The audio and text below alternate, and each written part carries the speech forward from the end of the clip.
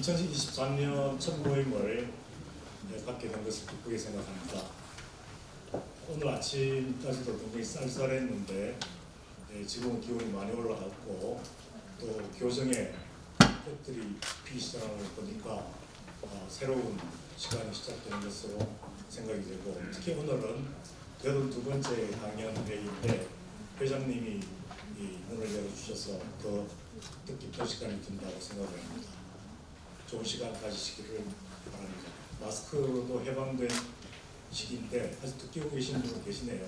자유롭게 하시고 마스크에서 해방된 것처럼 자유롭게 마스크 하시기를 했으면 좋겠습니다. 오늘 사회는 서영희 교수님께서 진행하시겠습니다.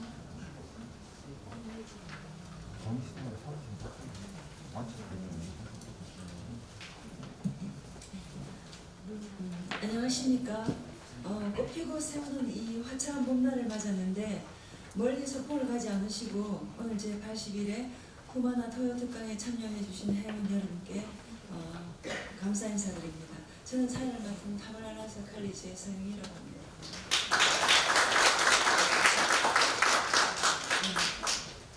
지금 지구촌은 전쟁과 지진 그리고 코로나 후유증으로 인한 경제적인 어려움으로 고통을 받는 사람들이 늘어나고 있습니다. 그러나 이런 전례 없는 총체적인 어려움에도 불구하고 다소의 시간이 걸리겠지만 이전의 사례처럼 이 어려움도 잘 극복해 나갈 수 있으리라고 봅니다. 이런 시기에 우리 아카데미아 후마나 신일이 회장님께서 비극의 눈물이라는 주제로 방대한 시기에 걸친 문학에 나타난 비극에 대해서 강연을 하시게 되었습니다.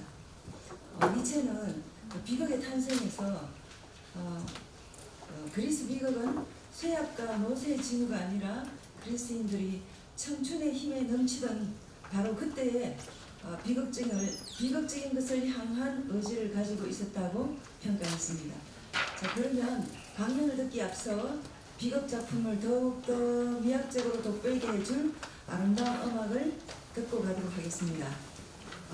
오늘 연주는요, 소프라노 이주희 선생님, 김영대학교 동명예술대학 성악과와 농대학원을 나오시고 밀라노 아가도 시립음악은 피아젠자 니콜리니 국립음악을 졸업하시고 마가다 올리베로 국제콩쿠르를 비롯하여 이탈리아에서 여러 콩쿠르에 상을 수상하시고 현재 김영대학교 공연예술대학 성악과에 출강하고 계신 이주희 선생님과 그 다음에 피아노의 서인혜 선생님, 김영대학교 예술대학 피아노 전공, 또 동대학은 반주 전공을 하시고 이탈리아 아레나 국제음악 콩쿠르 반주 부분에 은상을 수상하시고 그 외에 또 많은 상을 수상하신 지금 현재 울산대학교에 출강하고 계신 서인혜 선생님이 오늘 좋은 음악을 들려주시겠습니다. 곡목은 요한 스트라우스의 봄의 소리 왈츠입니다. 큰 박수로 환영해 주시기 바랍니다.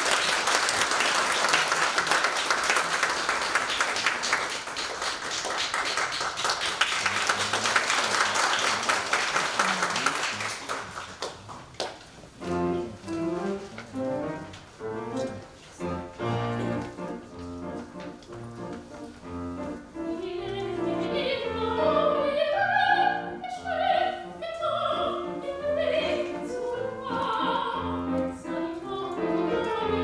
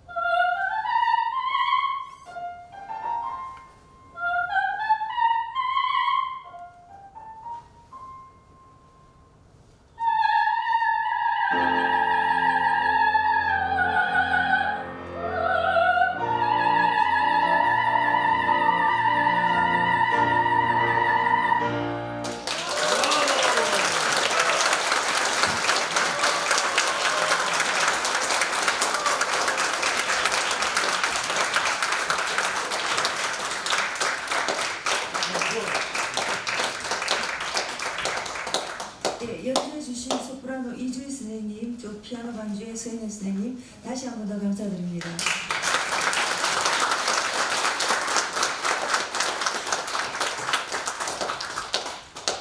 이어서 회장님 나오셔서 인사 말씀하시고 연이어 바로 비극의 눈물이라는 강연으로 들어가도록 하겠습니다.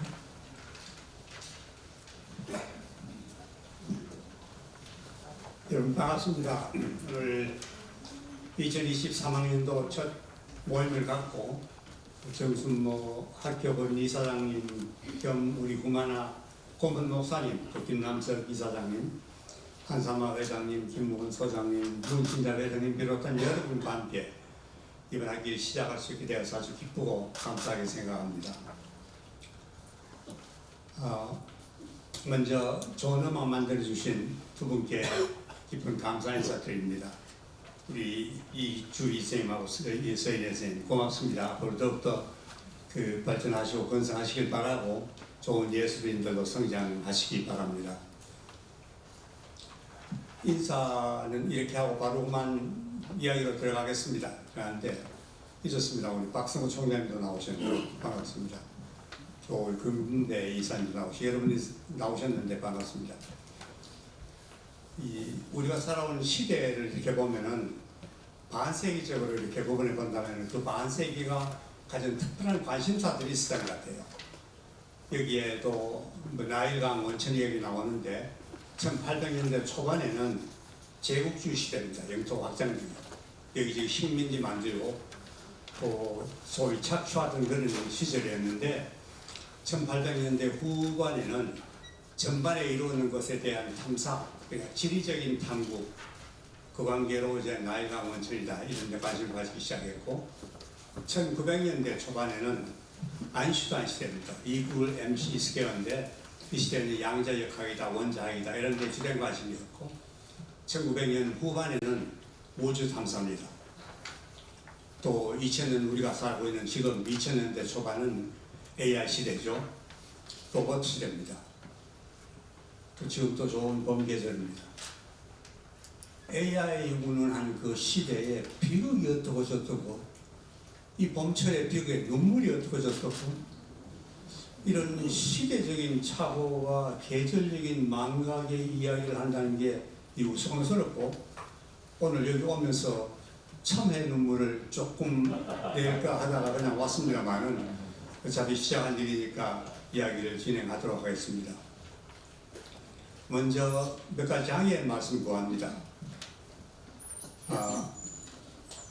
비극이라는 단어가 들어가 있지만 사실 이것이 비극의 본질이나 혹은 비극의 실질적인 원천, 비극의 구성이라든지 이런 예술적이거나 혹은 문학적인 그런 이야기가 아니고 단순히 우리가 막연하게 비극이겠다 싶은 그런 상황이 일어나는 상태에서 점차적으로 조금 사라지는 듯한 이런 느낌을 가지는 이 현상에 대한 탐구입니다.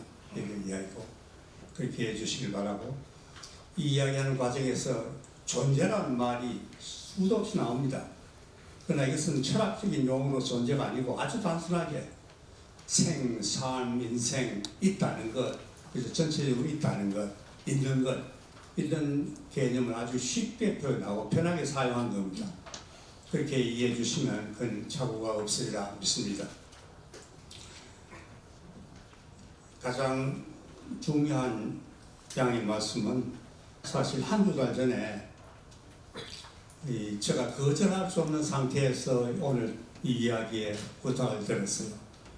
새로 시작하시는 우리 운영위원장님이 저한테 3월 이야기는 좀 회장님 해주셔야 되겠다 해서 얼떨결에 거절 못하고 처음 시작하는 운영위원장이 처음 부탁한 것을 못하겠다 못해가지고 어쩔 수 없이 답한 것이 오늘 요지경이 되었습니다.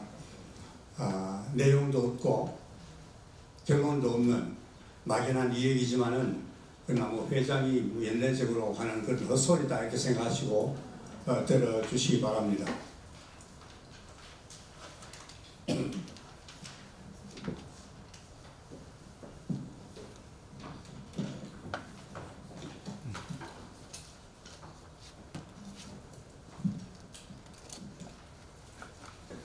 비극의 비극의 눈물이라고 하니까 그러한 눈물이 뭐 환의 눈물도 아니고 슬픈 눈물도 아니고 참의 눈물도 아니고 비극의 눈물인데 어떻든 간에 비극이라는 것과 눈물이라는 것이 사람으로 시작해서 그고 맨 처음에 초창기에 어떤 사람이 혹은 어떤 존재가 이러한 유형의 눈물을 흘렸겠나 하는 이런 생각하면 당연히 창조 초창기로 돌아가야 되겠죠. 그래서 보니까 중국은 잘 모르겠고 그나마 조금 읽을 수 있는 것이 이집트와 메소포타미아인데 이집트 문화는 물론 기본적으로 2000년, 3000년 가겠지만은 그 문화권에서 지금까지 보존되어 있는 기록이 그렇게 풍부하지는 않는 것 같아요. 주된 이유가 아마 파피루스 같은 데 기록을 했기 때문에 시간이 지나면서 다 파손되었을 것이라 그렇게 생각합니다. 반면에 메소포타미아 문화권에는 우리가 잘 아는 길가메시 같은 그런 설도 남아있듯이 많은 문헌 아닌 기록들이 남아있고 그 중에 하나가 창조신화입니다. 에뉴마 엘리시라는 창조신화인데 이 19세기 중반에 지리적인 탐구를 할 때 저 티그리스 강 상류에 있는 니네가 거기에 아슈바니팔이라는 아시리아 왕이 건립한 도서관이 있고 거기 도서관에 소장되어 있던 점토판에서 발굴한 내용입니다. 그때 발견한 것은 한 3만여 종인데 학자들의 추측으로는 기원전 7세기부터 지금까지 축적되어 있던 그 자료들이 여러 재난, 전쟁, 화재 등을 통해서 거의 파손되고 처음에 한 40만 장의 흑토판이 있었는데 지금 한 3만 나왔다고 그런 추측을 합니다만은 이런 유형의 흑토판입니다. 요런 겁니다. 그렇게 안 큽니다. 손바닥입니다.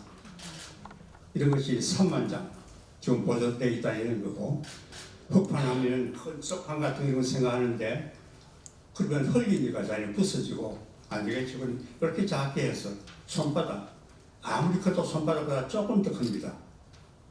20cm, 10cm, 25cm, 12, 3cm 이렇게 되는 여기에 기록된 것이 에뉴마 엘리시라는 그 창조신화입니다.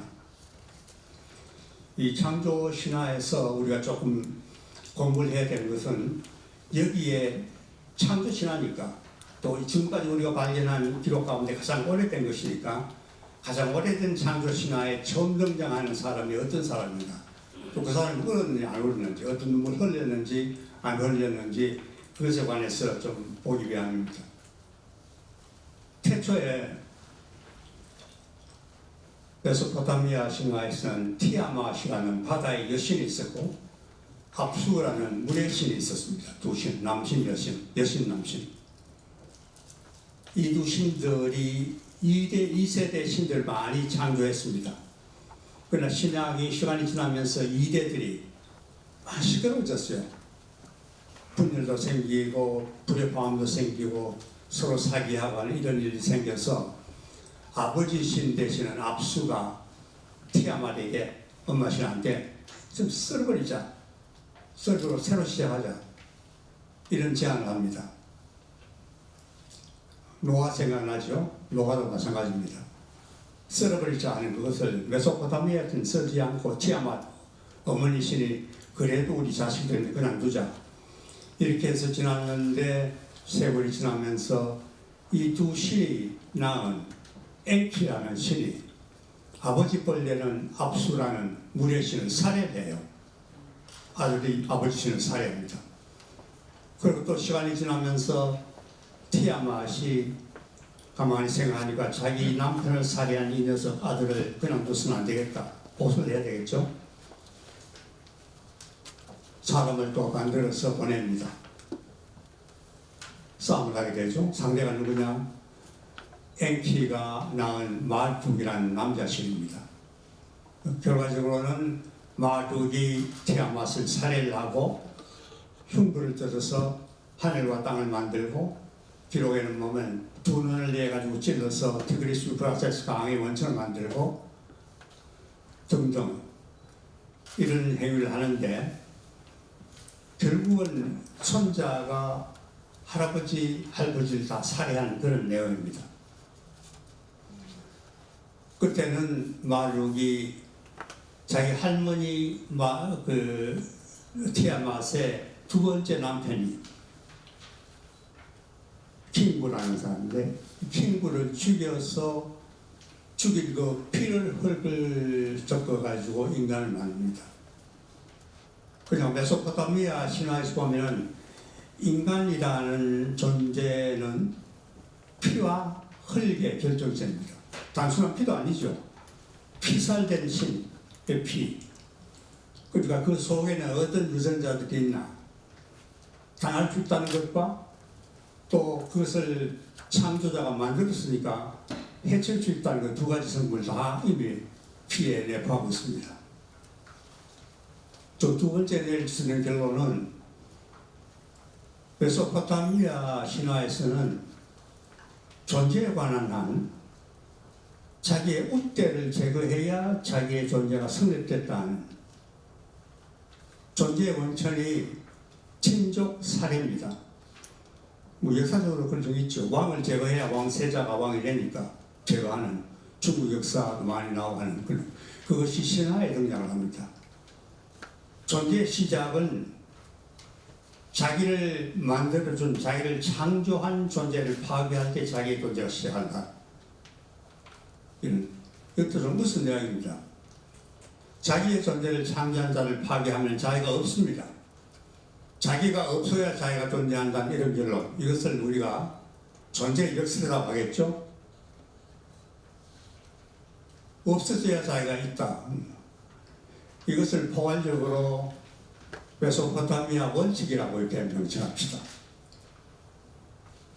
존재하기 위해서는 선임자, 자기를 존재하게 만들어준 사람을 혹은 또 신을 제거해야 자기가 존재한다는 이런 이야기가 됩니다.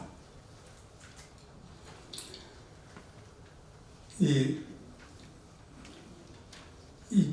원칙이, 메소포타미아 원칙이 1000년이 지난 후에 일종의 돌연변이를 체험하게 되는데, 히브리권에서 그 돌연변이가 나타납니다. 히브리 문화권은 아시겠지만 메소포타미아 문화권의 그 후계자죠. 예. 아브라함도 갈대아 울 지방에서 태어났고 등등 기억하시겠습니다. 어떤 변이가 있냐 하면 아브라함의 얘기입니다. 아브라함이 100세 때까지 아이가 없었어요. 그때까지 축적한 지혜, 또 재산, 축복 이런 것이 적법한 자손이 없으면 없어져 버립니다. 자기의 결과가 없어질 때는 원인의 이유가 없죠. 결과가 없는데 원인이 뭐 필요합니까? 자기의 존재가 말살되는 그 상태에 와 있습니다. 스스로를 파괴해야 하는, 이제 곧 위험한 단계에 들어가는데 마침 신이 개입해서 초인적인 힘이 개입해서 아들을 하나 줍니다. 이제 살았죠. 존재의 역설에서 벗어날 수 있습니다. 자기의 존재를 계승할 수 있는 제2의 존재가 나타났기 때문에 문제가 없는데, 그 초인적인 힘이 또 다시 개입을 해서 내한테 제물로 드려라, 번제로 올려라. 여기에는 두 가지 역설이 나타납니다. 줘놓고 뺏어가는, 안 그러면 주지 말지, 주면서 뺏어가는, 있으면서 없어지는 이 역설을 느낄수있고, 두 번째로는 아버지가 자식을 살해하는 메소포타미아 원칙이죠. 전자나 후자나 선조나 후손이나 존재하기 위해서는 반대쪽을 살해해야 된다는 그 메소포타미아의 원칙의 제물이 될 상태입니다. 아브라함도. 그러나 초인적인 힘 신이 다시 또 개입해가지고 속죄물을 주죠. 이렇게 함으로써 아브라함은 메소포타미아 원칙에서 구속되고 그 존재적인 역설에서 영원히 석방됩니다. 만일 아브라함에게 그런 기회가 없었더라면, 즉 아브라함의 생애가 비극적으로 끝났다면 신약이나 구약에 나타난 아브라함의 후손들이 비극적인 상황을 많이 맞았을 겁니다. 선조의 뒤를 따라서 비극적인 존재들이 많이 출생했겠지만은 이러한 비극을 피하고 새로운 형태의 원칙을 세웠습니다. 그 원칙을 우리가 아브라함 원칙이라고 합시다. 아브라함 원칙은 메소포타미아 원칙과 다른 점이 있는데, 메소포타미아에서는 동격의 신이라고 할지, 동격의 조연적인 힘이 동격의 조연적인 힘을 제거할 수 있다는 이겁니다. 티아맛이 누구를 죽이고 마르기 누구를 죽이고, 동격의 신들이죠. 그러나 이 신들이 히브리 문화권으로 내려오면서 유일한 신, 유일하게보다도 한 신이 제거할 수 있는 것은 오직 자기의 힘만으로도 제거할 수 있다. 다른 사람이 침해할 수 없다는 이 원칙입니다. 이것이 보면 뒤에서 물어서 보면은 메소포타미아 신들의 상대성에서 히브리 신의 절대성으로 옮겨오는 과정 같아요. 기독교에서 이야기하는 절대적인 신이 여기에서 변화. 사실 구약에도 히브리 신 뒤에 다른 신들이 많이 있습니다. 나 외에 다른 신들 섬기지 마라. 다른 신이 있다는 이야기죠. 이것이 메소포타미아의 흔적입니다. 자, 이렇게 해서 생기는 거고, 두 번째로는 지금 생각하면은 자기의 생명을 혹은 인간의 생명을 다른 생명으로 대체한다. 그 큰 문제가 없습니다. 속죄하는 데. 그러나 그 당시로서는 메소포타미아의 그 문화권에서 보면 불가능한 일입니다. 생각하지 못한 일이죠. 신의 생명은 신의 생명으로만 대신할 수 있고, 동물은 동물. 그러나 히브리 문화권 아브라함의 원칙에 준해서 사람이나 신의 생명도 다른 생명으로 대체할 수 있다. 그러니까 소위 속죄의 양을 찾을 수 있다는 이 변화가 두 문화권 사이에 생기는 큰 변화 중 하나입니다. 또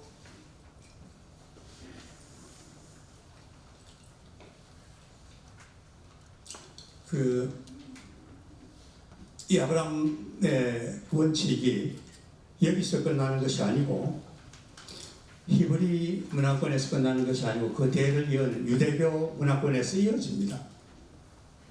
이어지고 그것을 우리가 예수의 생애에서 볼 수 있겠다고 하겠습니다.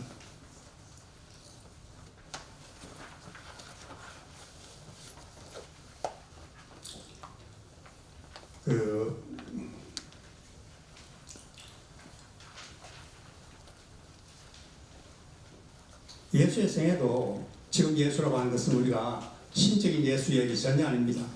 인간 예수를 아주 냉철하게 이방인의 시각에서 관찰한 그 결과를 지금 우리가 사용하고 있는 용어로 표현합니다.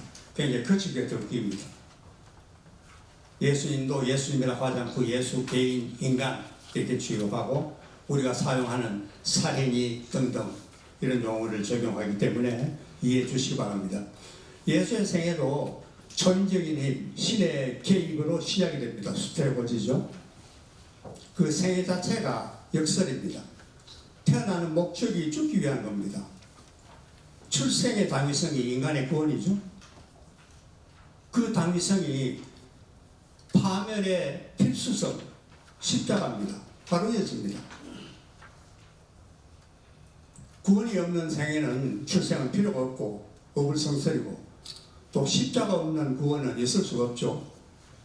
그러니까 여기에 출생의 당위성과 파멸의 필수성이 동시에 존재한다는 거죠.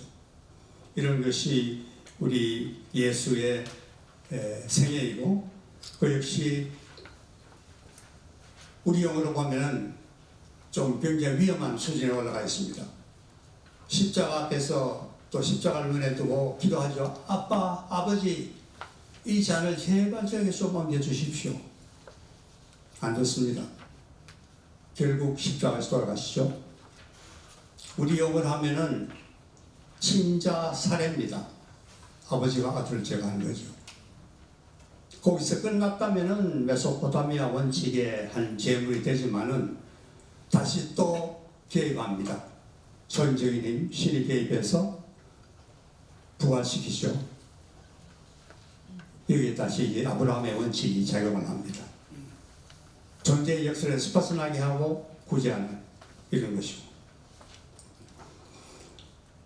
예수 자신도 이 존재의 역설에 해당이 된다고 하겠습니다. 가나 축제 기억하시죠? 만찬 때 술이 떨어졌습니다. 마이크가 좀 울립니까? 괜찮습니까? 술이 떨어졌을 때 어머니 마리아가 하인들 데리고 예수한테 와서 술이 떨어졌습니까? 하니까 예수의 답이, 여자여 이것이 그대의 일이지 나와 무슨 상관이 있습니까? 그런데 이 문장의 번역, 이 원장의 원전이 조금 애매한 모양입니다. 여러 가지 번역이 가능한 것 같아요. 제일 오래된 것은 4세기 제롬이 번역한 라틴어 성서와 17세기 초 킹 제임스 번역, 흥정역 그 번역입니다. 거기에는 어떻게 나와 있냐면, 여자여 그대와 내가 무슨 관계가 있나이까 이래 물어요. 그 후에 나온 모든 영어판, 한국어판 뭐 등등에서는 이것이 나와 무슨 관계가 있나이까 이래, 여자여 하고, 여러 가지 형태 번역이 가능한데 우리 히브리학자 이하고 선생님 생각으로는 처음 번역, 이 일이 당신의 일이지 나와 무슨 관계가 있습니까 하는 이 번역이 제일 적절한 것 같다는 그런 표현입니다만, 어떻든 간에 어떤 번역이든 시작을 여자여, 자기 어머니입니다. 우리 사회에서 어떤 사회에서든 자기 어머니 보고 여자여, 아버지 보고 남자여, 상징적인 모친 사례죠. 근자 살생입니다.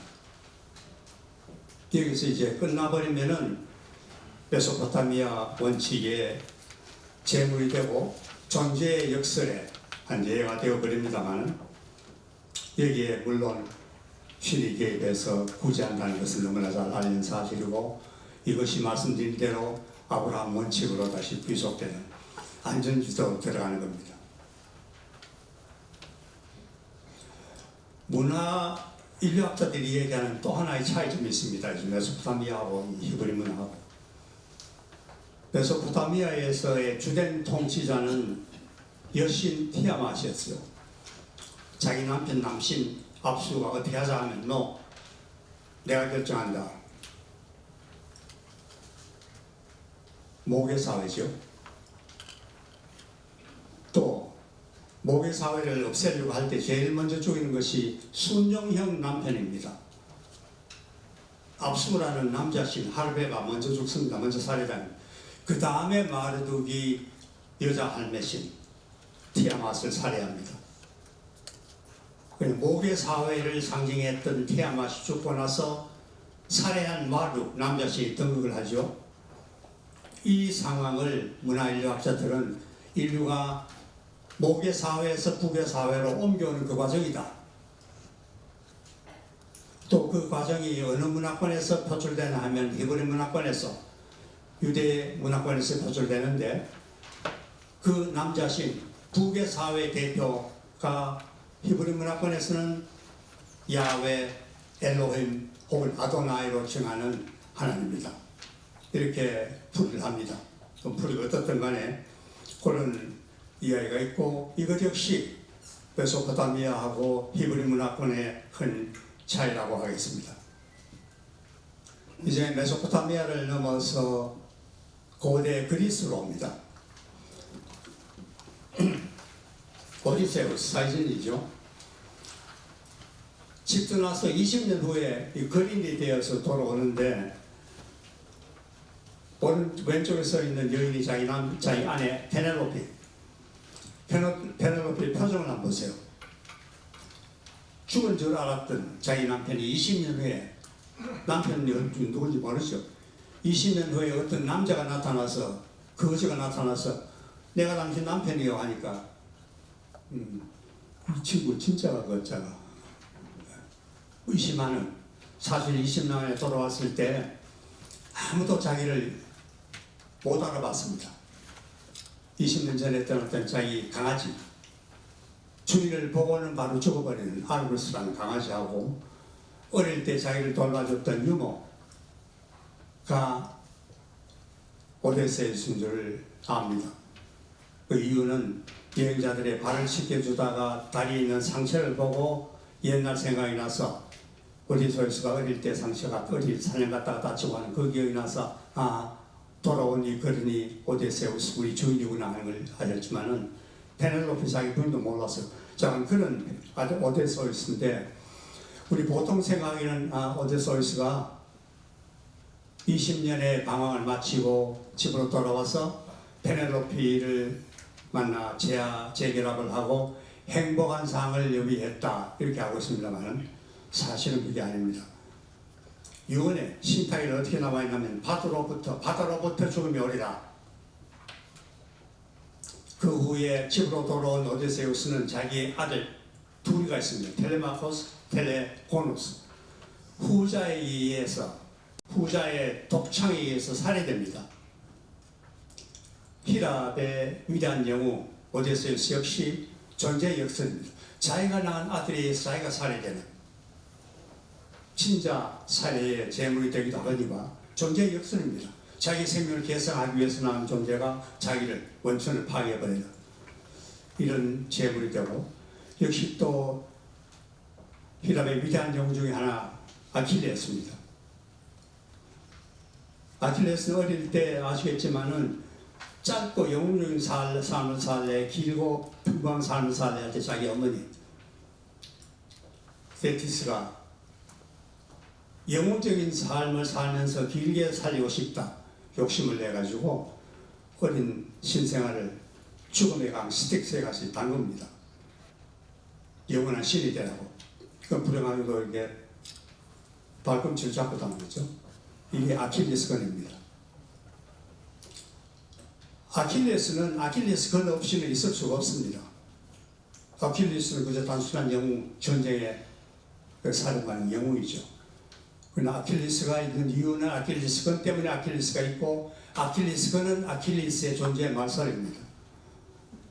태초부터 아킬레스는 출생의 사망이 창조의 파멸이 동시에 내포되어 있다는 겁니다. 존재의 역설이죠. 있기 위해서 태어났는데 있기 위한 것이 없기 위해서 태어난 것 같습니다. 또 우리가 잘 아는 이디푸스도 오이디푸스도 마찬가지입니다. 신에 개입합니다. 신탁에 의해서 이 아이는 태어나면은 자기 부모를 다 자기 아버지를 살해하고 어머니와 결혼해서 어떻고 이 사실을 안 오디세우스는 나중에 이디푸스는 나중에 이 사실 피하기 위해서 자기를 길러준 부모가 친부모인 줄 알고 거기서 떠나가지고 세상을 방황합니다. 하다가 어느 여기 그 외나무 다리에서 귀족이 그만하게 오는데 자기가 먼저 지나가려고 하는데 비켜라 하니까 이런 이게 있을 수 있나 정의감이죠. 그 전부터 때려 죽어버립니다. 그 다음에 대바로 들어오면서 수수께끼를 풀이죠. 4발, 2발, 3발 그 수수께를 잘 풉니다. 이 종합에서 보면은 윤리성이 굉장히 강합니다. 신탁이 어떻든 간에 자기가 피할 수 있는 것은 피하겠다는 뜻으로 부모를 떠나고 해치지 않기 위해서 부모를 떠나고 생을 방하다가 길에서 이런 불의의 상황을 맞습니다. 이럴 수가 있나? 내가 아무리 존재가 없더라도 내가 먼저 왔는데 자기가 비켜야지. 내가 왜 물러서야 되나? 제가 버릴 때 무엇을 보여주나?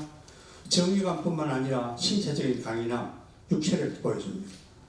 나중에 수수께끼 푸는 것은 지적인 능력이죠. 그러니까 윤리성이다, 또 체력이다, 지성, 이것은 히랍 문화가 원하는, 히브리 문학자들 히랍 문화가 원하는 최고의 정상적인 가치입니다. 이 결합체는 히랍 문화의 결정체라고 할 수 있는데 이 정상에 오른 이 히랍 인간이 피국식 인간이 된다는 것은 이해가 안 되죠. 그러나 보면은 자기 어머니를 자기 아내가 대가고 아버지를 살해한 것은 결국 메소포타미아 원칙의 제물이었다. 답이 그것밖에 없습니다.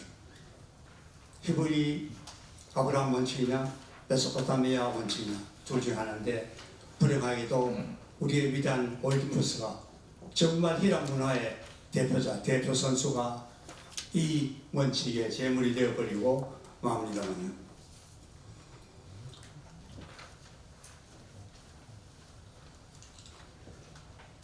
히랍 문화 끝나고 다시 대륙으로 올라오면 로마입니다. 로마는 물론 히랍의 연장선상에서 봐야 되고 모든 작품들은 다 히랍의 작품들의 모방입니다. 지금 얘기하는 메디아 이것 역시 오리피데스의 메디아의 원형의 모방 작품인데 내용은 잘 아실 겁니다. 신탁에 의해서 신의 계시에 의해서 황금 양털을 가진 자가 세계를 장악하고 권력을 누린다. 이 황금 양털을 찾기 위해서 야손이라는 사람이 찾아 나서다가 메디아라는 공주가 사는 그 섬에 도착해서 메디아의 도움을 얻고 황금 양털을 지키던 용을 살해하고 황금 양털을 쳤습니다. 그러고 나서는 메디아를 버리고 다른 공주와 결혼을 합니다. 이 사실을 안 메디아는 복수를 하죠. 복수한 첫 번째 대상은 자기의 연인을 뺏어간 상대방 공주를 살해하고 두 번째로는 자기와 야손 사이에 생긴 아들 둘을 살해합니다. 하나는 야손이 보는 앞에서 처형합니다. 친자 살해, 피할 수 없는 이 존재 조건이 존재 역설이 되고 야손도 마찬가지입니다. 결국은 자기 아내가 자기 아들을 죽였다는 것은 자기가 자기 아들을 죽였다는 거고 마찬가지고 자기의 계승자가 자기의 아내에 의해서 혹은 또 자기에 의해서 제거되어버리는 존재의 역설의 제물이 된다는 그런 이야기입니다. 이 로마 시대부터 한 500~600년 지난 후에 우리가 유럽의 영국으로 갑니다. 크리스토퍼 말로라는 작가가 이 파우스트라는 작품을 쓰는데 파우스트 박사의 비극적인 삶과 죽음의 역사라는 긴 타이틀, 그 당시에는 이런 긴 타이틀이 유행했는 모양입니다. 긴 타이틀의 제목을 쓰는데 내용은 학자 파우스트가 공부를 하다 보니까 자꾸 막히고 진도가 안 나가니까 메피스토라는 초인적인 힘에 의존하게 됩니다. 여기 다시 또 초인적인 힘이 개입하죠. 이 초인적인 힘의 덕분에 인간이 취할 수 있는 지식의 한계는 넘어섭니다. 넘어서면서 유혹안죽을 하나 이 꼴이 다음은 하는 먼지부터 이 책 가지고 무엇이라고 하느냐, 세상에 이런 면이 있다, 이것도 너 지식 지혜의 일부가 되어야 된다 하고 이런 황홀한 경지로 이끌어 나갑니다. 결론적으로는 이 시대가 끝나고 시간이 끝나고 메피스토가 죽고 메피스토의 영혼을 파우스트가 죽고 파우스트의 영혼을 메피스토가 닦아채는 이 비극입니다. 여기서 파우스트는 학자입니다.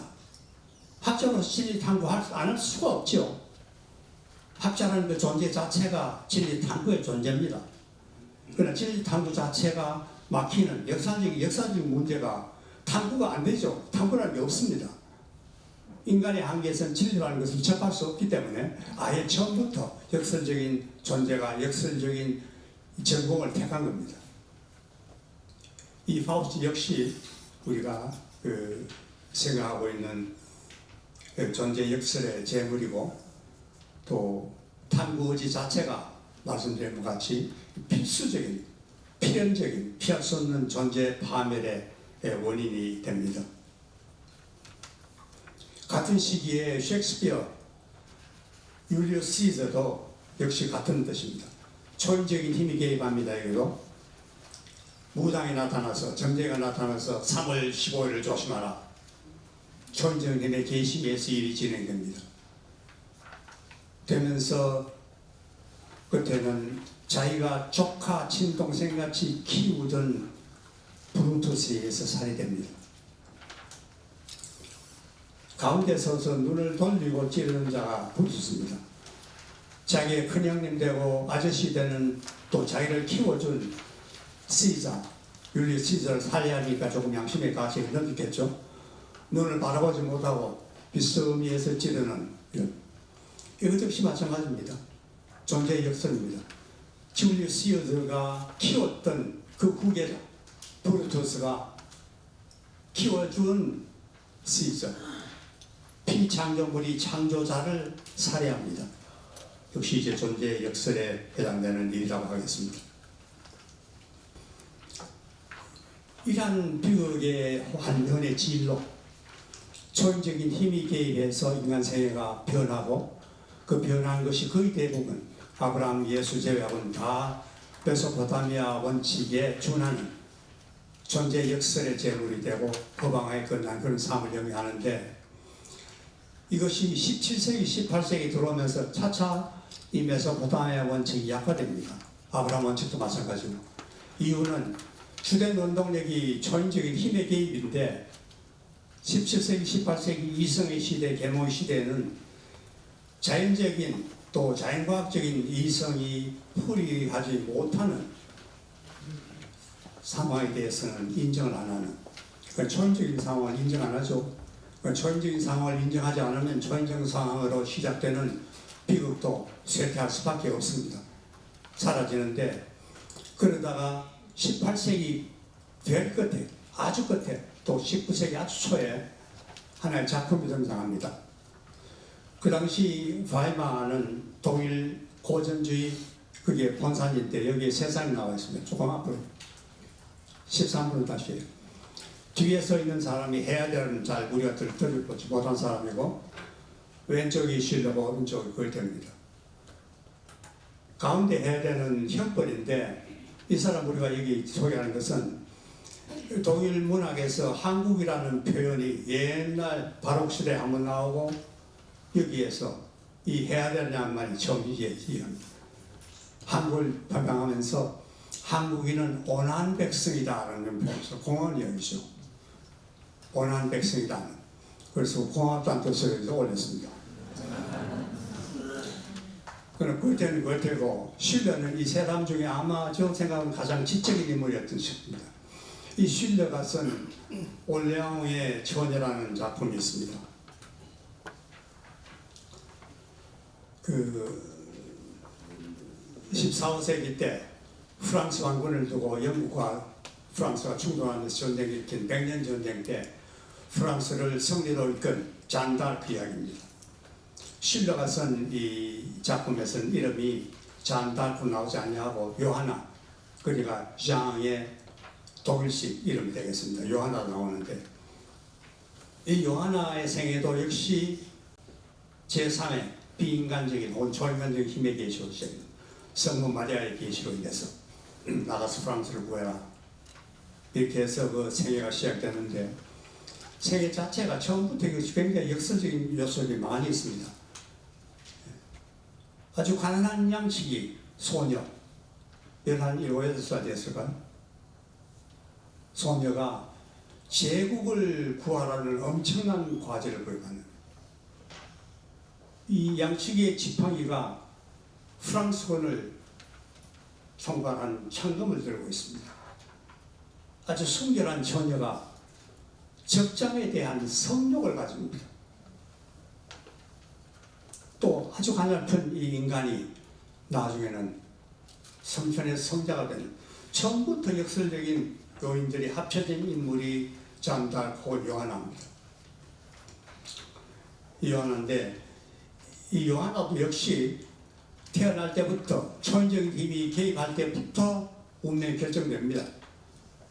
그 꿈도 아버지가 꿈을 꿉니다. 요하나의 아버지가 세 가지 꿈을 꾸는 그것이 원인이 되어가지고 나중에 요하나가 마리아로부터 이제 그런 계시를 받는데, 자, 제 초인적인 힘이 개입해서 이 요하나, 마리아, 잔다르크가 그 생애가 규명이 됩니다. 초인적인 힘으로 시작된 잔다르크, 요하나의 생애가 역시 초인적인 힘의 조정으로 끝맺음하는데, 요하나로서 전쟁에 나가는 것은 프랑스를 승리하게 만들기 위함이고, 그 승리가 요하나의 죽음이 되어버린 거죠. 프랑스의 제2 출생이 요하나의 첫 사망이 되어버린 이런 역설적인 존재입니다. 그냥 있었더라면 요하나 역시 메소포타미아 원칙의 제물이 되었겠지만은, 여기 또 다른 힘이 개입해서, 초인적인 힘이 개입해서 이제 성천시키는, 역사적으로 보면은 장닭이 죽고 500년이 지난 이후 1920년인가 이때 성인이 되었습니다. 자, 그 당시로서는 인간이 초인적인 힘에 의해서 생명을 마감했지만은 그 힘으로 구제받고 아브라함 원칙으로 귀속되는 아주 훌륭한 예가 됩니다. 아마 초인적인 힘의 마지막 출연이 파우스트 같습니다. 메피스토의 악마라고 할까 마귀라고 할까 이런 존재인데, 이 파우스트와 메피스토가 다 끝나고 한 반세기 지난 후에, 그러니까 초인적인 힘을 갈구하던 파우스트에게 다른 초인적인 힘이 나타나서 초인적인 힘을 키워줄게 하고 유혹하는 이 시대가 지나고 한 50년 후에 이러한 반초인적인 인간이 나타납니다. 니체가 자라수스라의 입을 통해서 소위 슈퍼맨, 오버맨, 초인적인 인간을 만들어낸 좀 야유적인 인간입니다. 동시에 신은 죽었다. 초인적인 힘은 죽었지만 초인적인 인간이 출생한다는 그런 이야기를 우리가 기억할 것입니다. 19세기 이후에는 많은 비극들이 있을 겁니다만은, 그때부터는, 그러니까 계몽주의 이후부터는 개인의 인권이라든지 개인의 그 존재감이라는 이런 것들이 작동하기 때문에 사회적인 문제가 많이 발생합니다. 사회 계층 간의 문제, 개인 간의 갈등 문제, 빈부의 격차, 질병의 문제, 성의 방향, 이런 문제들이 많이 발생하기 때문에 비극이 생기더라도 지금까지 얘기했던 그러한 비극, 위대한 비극이라는 것은 있을 수가 없습니다. 선적인 비극이 되어버리죠. 여기서 위대한 비극이라고 표현하는 것은 비록 초인적인 힘이 개입해서 인간으로서는 달리 어찌할 수 없이 받아들여야 하는 그런 상황인데, 이 상황을 인간은 자기의 생명으로 대응하는 이 위대함입니다. 예를 들어 이 아브라함으로 다시 돌아갑니다. 아브라함이 칼을 들고 자기 아들을 죽이려고 했을 때 초인간적인 힘이 개입을 하지 않았더라면 자기 자식을 죽였을 겁니다. 어쩔 수 없이 신의 계시로서 자기가 조정할 수 없고 피할 수 없고 달려갈 수 없는 상황에서 존재의 역사를 자기가 초래하게 됩니다. 자기 아들 자기 손으로 죽이는. 그러니까 자기 아들을 죽인 후에 아브라함은 그냥 있을 수 없겠죠. 있을 필요가 없습니다. 자기가 더 이상 없으니까. 자기를 이어줄 아들을 자기가 처벌했으니까 자기는 있을 필요가 없고 장렬한 자결을 했겠죠. 그러니까 이런 인간 조건에 자기의 생명으로 대응하는 이것을 우리가 위대함이라고 합니다. 물론 이것이 잘됐든 잘못됐든, 초인적인 힘이 잘됐든 잘못됐든 어떻게 작동하는 간에 인간의 반응은 자기가 어쩔 수 없는 상황하에서 자기의 존재를 무시하고 자기 존재의 결말을 뜻하는 파괴를 자기 손으로 단행하는, 자기의 생명을 제거하는 이런 것을 우리가 위대한 비극이라고 합니다. 이런 뜻에서 위대한 비극이라는 것은 19세기 이후에는 별로 나오지 않습니다. 즉 우리가 이제 찾지는 못하는 것 같습니다. 이 고전적인 위대한 비극이 19세기 후 20세기에 그저 보편타당한 서민적인 비극으로 변하기 전에 이 큰 차이입니다. 초인적인 힘의 개입이 사라지고 그러나 존재적인 역설은 살아있는 이 변화가 되는데, 이 변화, 이쪽에는 초인적인 힘은 있고 이쪽에는 없는데 이 연착륙시키는 작품이 하나 생깁니다.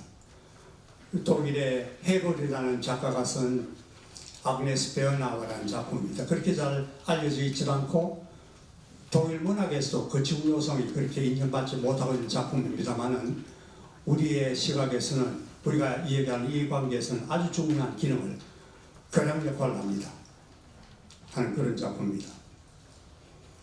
역사적인 사실을 배경으로 한 작품입니다.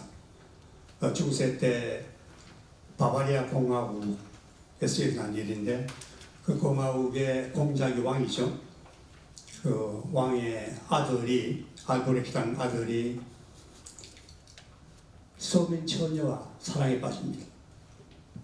좀 작가가 야유적으로 했는지 모르지만 그 서민은 목욕탕 주인입니다. 목욕탕 주인이니까 왕자가 목욕탕 주인의 딸과 사랑의 목욕탕에 빠지겠죠. 그렇죠? 이런 상황인데 이건 이룰 수가 없는 일입니다. 아무리 황태자의 첫사랑이라고 하더라도 불가능하죠. 왕자는 왕족과 결혼을 해야 될 뿐만 아니라 이 경우에는 바바리아 공화국이 다른 공화국의 힘을 빌리기 위해서는 정략 결혼을 해야 되고, 그러면 알브레히트라는 왕자는 다른 공국의 딸과 왕자와 결혼을 해야 되는 이런 상황입니다. 이것을 알고 이 바바리아 왕자는 결혼을 해버립니다. 이 처녀와 아그네스와 결혼을 해버리는데, 어쩔 수 없이 바바리아 왕은 제3자를 왕세자라고 임명을 합니다. 임명을 하는데 불행하게도 이 왕세자가 죽어버립니다. 죽어버리니까 원래 왕세자였던 알브레히트가 다시 또 왕세자가 돼야 되죠. 되면은 왕이 죽고 난 후에는 자연히 그 아내인 아그네스는 왕비가 될 그런 상황이라서 이건 허용할 수 없습니다. 강물에 빠져 죽입니다. 빗자루 같은 걸 가지고 아그네스 처녀는 아니죠. 결혼한 왕비의 머리카락을 감아가지고 익사시킵니다. 여기서 우리가 결항이라고 하는 이유는 신적인 존재 혹은 초인적인 존재의 힘이 개입하지 않습니다. 그러나 왕권이라는 사회적인 힘이 개입하죠. 서민이 도저히 건접할 수 없는 사회적인 초사회적인 초서민적인 힘이 개입해서 존재의 역설로 이건 존재의 역설이라고 하는 것은 시아버지가 며느리를 살해하니까 존재의 역설이 되어버리죠. 이게 연착륙입니다. 신적인 존재의 개입 대신에 인간 사회적인 힘, 정치적인 권력이 개입해서 한 인간의 생애를 존재의 역설로 몰고 가는 그런 상황이 되어버립니다. 이 연착륙이라고 하더라도 결국은 메소포타미아 원칙의 한 양상입니다. 다른 길이가 없습니다. 또 현대적인 이 비극이 사라지고 이 작품을 잊어버렸습니다만, 이 작품을 그 작가가 비극이라고 하지 않고 독일 비예극이라고 합니다. 비극이라는 용어를 쓰지 않고 비예극. 비극이고 그냥 비참한 그 사이쯤 되겠죠. 비예극이라고 하는 이름을 써서 합니다. 이 결항 역할을 하는 연착륙시키는 이 작품 이후에 완전히 이쪽 서민 비극으로 착륙하기 이전에 또 하나의 작품이 결정적인 기능을 합니다. T.S. 엘리엇의 대성당에서의 살인입니다. 내용은 12세기 때 영국의 왕 헨리하고 캔터버리 대주교 사이에 일어난 일입니다. 이 두 친구, 왕하고 대주교는 어릴 때는 친형제 못지않던 그런 가까운 사이였습니다. 그런데 자라서 이 토마스라는 대주교는 자라서 처음에 총리가 되어서 왕을 대신해서 전국을 통치를 하고, 또 대주교가 되어서 영국의 교회를 관리하는 그런 책임을 집니다. 왕이 대주교에게 책임을 기운 주된 이유는 자기 친구, 친형제 같은 친구를 통해서 자기의 권한 밖에 있는 교회를 장악하기 위해서. 그러나 친구 토마스가 응하지 않습니다. 이젠 대주교가 되었으니까 대주교의 책무, 교회를 옹호하는 이 자세를 취하게 되고 시왕이 거슬립니다. 어떻게 하든지 대주교를 포섭해서 자기의 편을 만들고서 영국의 정치권뿐만 아니라 종교권도 왕이 가지고 싶은데 그게 안 되니까 처음에 유혹자를 내사람 보냅니다. 보내서 이런저런 유혹을 합니다. 이러지 말고 옛날같이 자유분방한 그런 생활로 돌아가라. 총리가 되어서 좀 편하게 권력을 누리고 살아라. 또 더 심하게는 총리가 되어서 내가 생각하는 계획을 이룰 수 있잖아. 마지막으로는 이제 더 이상 그 하지 말고 계속해서 내 안에 내라. 네가 원하는 순교다 해라. 순교 영광이 얼마나 좋으냐. 너 생애에 왕관을 세워줄 수 있는 그 순교의 길로 가거라. 네 번째 유혹자입니다. 아주 매력적이죠. 그러나 이것도 토마스는 거절합니다. 주변은 옳은 일을 하기 위해서 그릇된 이유를 우리가 대할 수 없다. 그릇된 이유로서 옳은 일을 하지 않겠다. 거절합니다. 이제 희망을 포기한 왕이 4명의 기사를 보냅니다. 기사는 와서 우리가 온 이유는 왕의 명령을 그냥 이행한 것뿐이다. 너는 배반자다, 반역자다, 죽어마땅하다 등등 해서 다 위협을 하고, 마지막 기사가 하는 이야기는 이제는 내가 영국을 위한 것도 아니고 교회를 위한 것도 아니고 너 자신의 교만 때문에 너가 지금 죽음을 택하는 것이지 딴 것 없다. 근데 이건 네가 자살하는 거다. 자살식이 뭐고 이게 무슨 성교며 이게 무슨 애국심에 작동한 그런 희생이냐. 아니다. 이렇게 이야기하고 처형해버립니다. 처형해버립니다. 그렇게 자살이 되어버리죠. 적어도 기사가 얘기하는 자살입니다. 자살인데 이 자살을 보면은 이제까지 생에 전부 다 뒤엎어놓는 겁니다. 대성직자 캔터버리 대주교가 자살해. 또 총리가 대주교가 돼.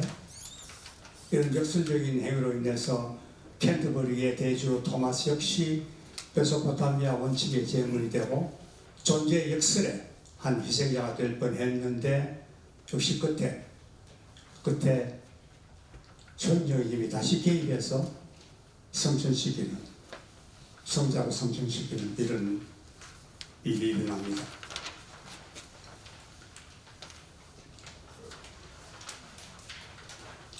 이제 이런 초인적인 힘은 다 이제 사라져버렸습니다.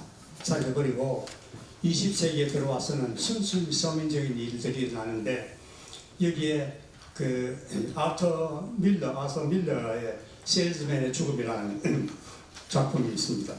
잘 아시겠지만 아주 평범한 세일즈맨이 자기의 생애가 헛되어나는 것을 알고 이제 죽는 자살하는 그런 사람입니다.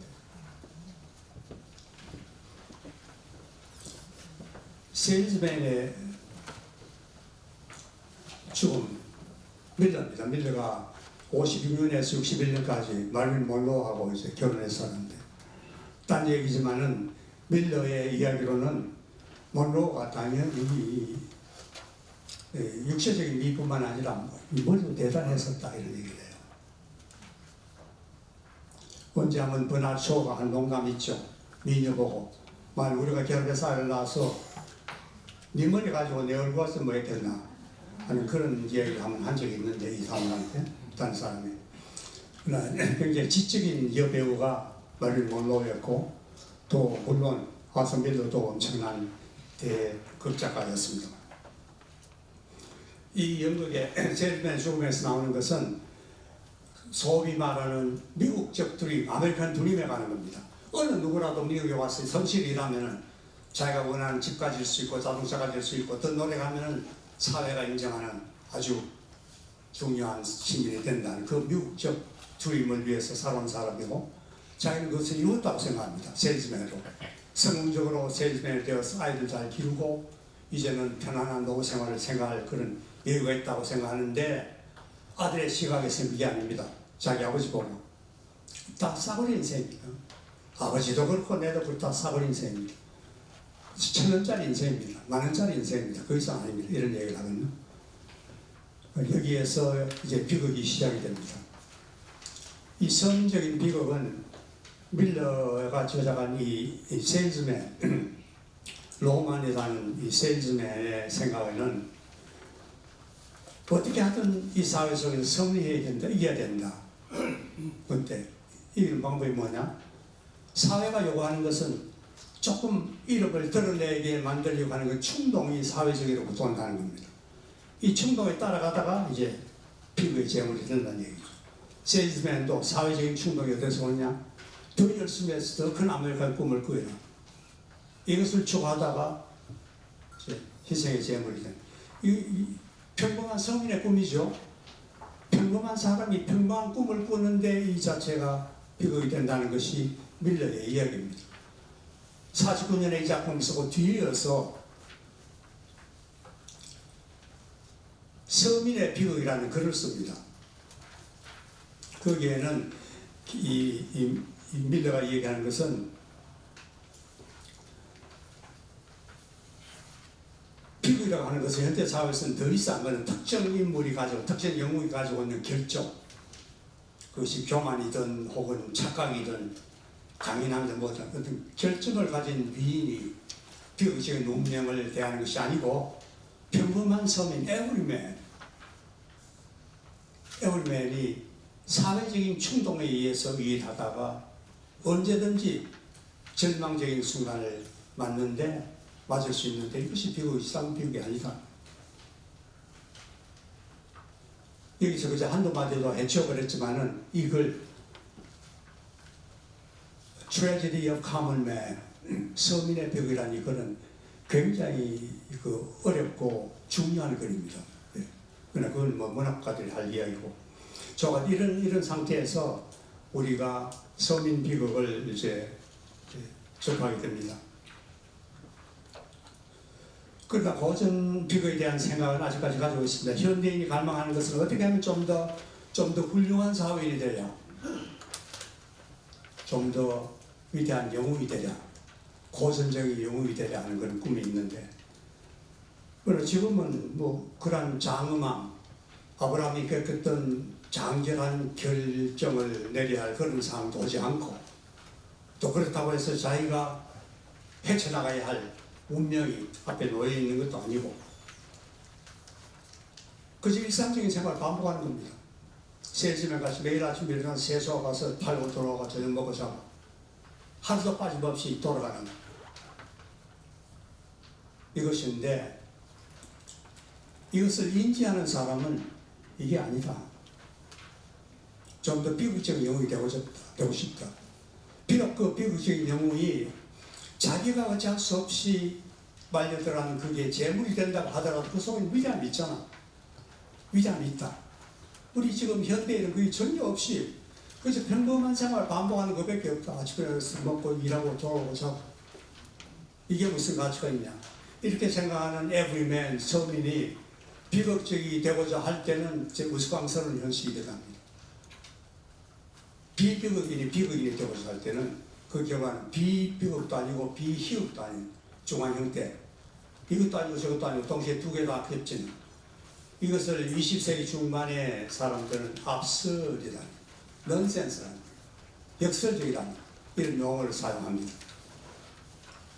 이러한 작품을, 이러한 이 성향의 작품들을 에슨이라는 사람이 absurd이라는 용어를 처음 씁니다. 우리말로는 부조리의 무대라고 이렇게 번역이 됩니다. 이런 예가 있습니다. 어떤 작품이냐? 서민의 생활입니다. 베케트라는 작가가 쓴 이제 고도를 기다리는 작품, 여러분 다 아실 겁니다. 두 사람이 그냥 시민이 그냥 기다립니다. 길에서 세월아 가을아 기다리는데 고도를 기다립니다. 이 사람들은 고도가 누군지 오는지 안 오는지, 외부에서 들리는 소리는 오늘 못 오고 내일 온다는 것이 매일 반복이 됩니다. 무슨 목적으로 오는지, 있는지 없는지도 모르는 고도를 위해서 그냥 같은 일을 반복하는 거죠. 매일매일.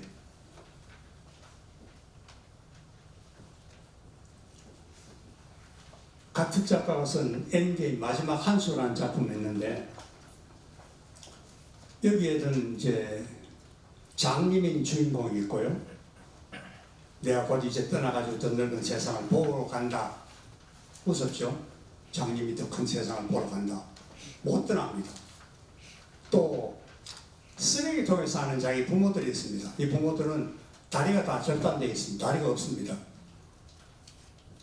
쓰레기 같은 존재가 쓰레기 같은 쓰레기통에서 무기력하게 보내는 일상, 이것이 부조리입니다.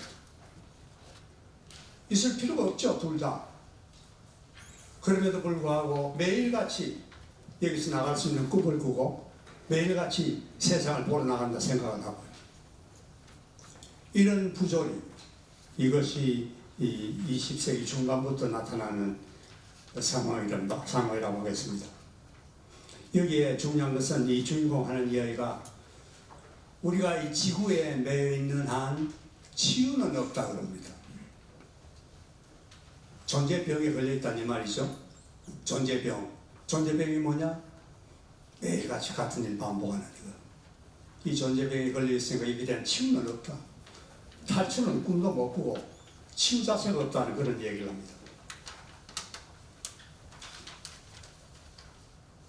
그 다음에 유네스코라는 작가가 쓴 의자라는 작품이 있습니다. 여기 빈 의자들이 많이 있는데 이 의자들은 앞으로 올 관객을 위한 의자가 아니고 이미 와 있는 관객들이 앉아 있는 의자입니다.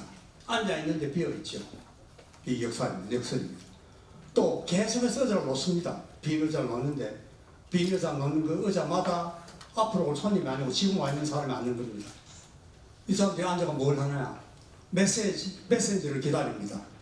중요한 메시지, 인류를 구원할 수 있는 중요한 메시지를 가지고 온 메신저가 있다. 그 사람이 역시 똑바로 온다, 내일 온다. 이렇게 하고 기다리고 있는데 빈 의자만 자꾸 늘어납니다. 청중이 늘어납니다. 청중이 늘어나는데 마침내 메신저가 도착했다는 소식을 듣고 이 주인공은 이제는 자기 할 일 다 했다. 자리를 마련했으니까 이제 자기는 물러나야 된다. 하면 자살합니다. 성서의 세례요한 비슷하죠. 그러나 도착한 메신저가 전하는 메시지는 뭔지 모르고 다만 우리가 독자가 느끼는 건 아는 것은 그 메신저가 전달자가 귀머거리 벙어리입니다. 아무리 위대한 메시지가 있다고 하더라도 메신저가 말도 보다가 듣지도 못하는 것은 메시지. 이런 앞서한 것, 이런 역설적인 것이 계속해서 일어납니다. 그 외 또 이제 장준혜라는 프랑스 작가가 쓴 최열한 이건 뽑은 것은 가운데 있는 메릴 스트립 때문에 가져왔습니다. 발코니라는 이 작품인데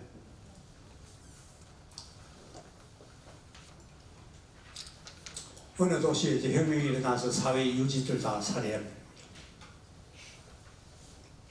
그러나 이 유지들이 살해된 유지들이 여기에서 다시 또 살해하는 그 위치에 오릅니다. 살해한 자들이 다시 또 살해자가 되고 살해자가 된 자가 다시 살해당하고 이런 역순환 역시 또 옛날 생각하면 메소포타미아로 돌아가는 거죠. 저는 이런 유형의 작품들이 많이 쓰여집니다. 존재의 역사를 여기서는 어떻게 표현하냐면은 같은 일을 반복하는 이유가 없잖아요. 무엇 때문에 하는데 이유가 없는 일을 반복할 때 이게 역설이 됩니다. 이 역설을 표현하는 것이 20세기 중반부터 일어난 일인데 이러한 상황을 카뮤가 시시프스를 등장시켜 설명을 하려고 합니다. 그거 가기 전에 하나 요구가 그 다음 시시프 여기에 시시프 들어갑시다. 들어가도 좋은데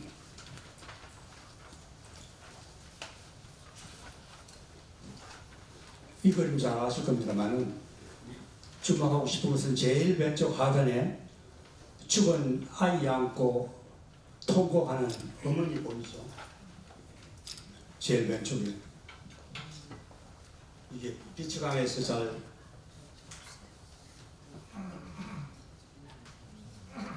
보입니까? 네. 자식을 잃은 어머니의 통곡입니다. 자식을 잃은 어머니가 이런 식으로 자기 감정을 표현한 방법도 있고 또 다른 방법은 한번 보여주세요. 이겁니다. 이게 우는 여자입니다. 우는 여자 피카소의 아까 그 자식 잃은 어머니가 통곡하는 그 모습을 우는 여자로 이렇게 표시를 했는데 이것도 좀 무섭습니다. 2016년에 이 그림의 가치가 1,300여 원이에요. 1,300여억 원. 보면 웃는 것이 아니고 돈 보따리를 웃으면서 은행 가는 여자, 웃는 여자가 더 적하죠. 웃는 여자가 아니고 웃는 여자. 자, 같은 상황에 처해 있으면서도 다른 표현을 하는 아들 잃은 어머니가 있습니다.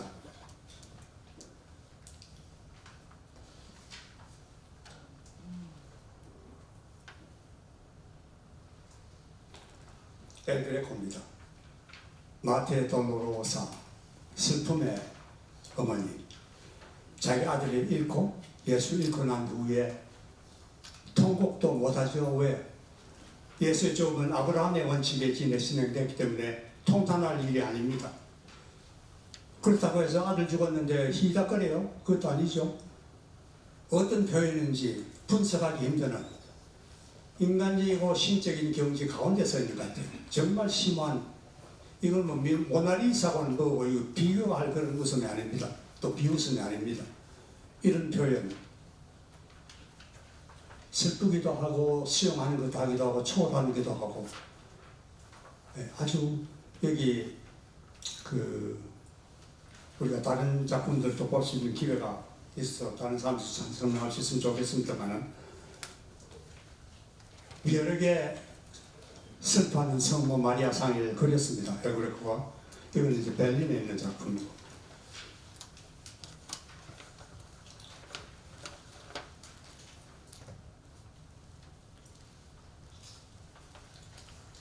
그 다음 시스프스로 넘어갑시다. 그 다음 넘어가고,